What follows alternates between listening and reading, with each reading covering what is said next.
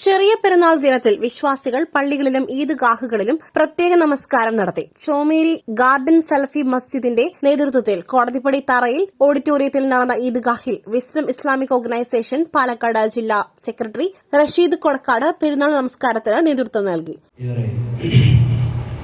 സ്നേഹാദരണീയരായ വിശ്വാസികളെ, അല്ലാഹുവിനെ സൂക്ഷിക്കണമെന്ന് ആദ്യമേ ഓർമ്മപ്പെടുത്തുകയാണ്, വസിയ്യത്ത് ചെയ്യുകയാണ്. വീണ്ടും ഈദ്ഗാഹിന്റെ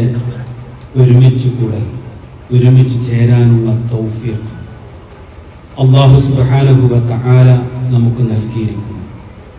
അൽഹംദുലില്ലാഹ്. തൗഫീഖ് ലഭിച്ചു എന്ന് പറയാൻ പ്രത്യേകമായ കാരണമുണ്ട്.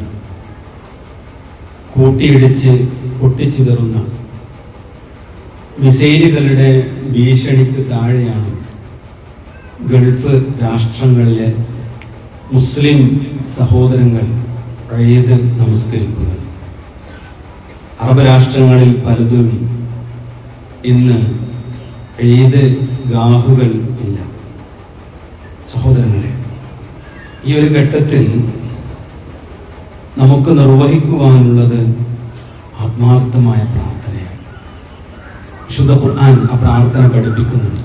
റബ്ബനാ ലാ തജ്അൽനാ ഫിത്നതൻ ലിൽഖൗമിൽ ളാലിമീൻ. അല്ലാഹുവേ, നീ ഞങ്ങൾ അക്രമികളായ ഈ ജനവിഭാഗത്തിന്റെ മർദ്ദനത്തിന് ഇരയാക്കരുതേ എന്ന്. റബ്ബനാ ലാ തജ്അൽനാ ഫിത്നതൻ ലിൽഖൗമിൽ ളാലിമീൻ. ربنا لا تجعلنا فتنة للقوم الظالمين. ربنا لا تجعلنا فتنة للقوم الظالمين. നമ്മൾ പ്രാർത്ഥിക്കണം. സഹോദരങ്ങളെ, ജീവിതത്തിൽ വല്ലാത്ത പ്രതിസന്ധി ഘട്ടങ്ങളിലൂടെയാണ് ഈ ഉമ്മത്ത് കടന്നുപോയിക്കൊണ്ടിരിക്കുന്നത്. നമുക്ക് തിരിച്ചറിവുണ്ടാകണം, നമുക്ക് ബോധ്യമുണ്ടാകണം. അതിലേറ്റവും പ്രധാനം നമ്മളൊക്കെ ആശ്രയിക്കുന്ന നമ്മുടെ മിഡിൽ ഈസ്റ്റ് രാഷ്ട്രങ്ങളുണ്ടല്ലോ, അവിടെ നിന്ന് ലഭിക്കുന്ന സാമ്പത്തികമായ വരുമാനമുണ്ട്.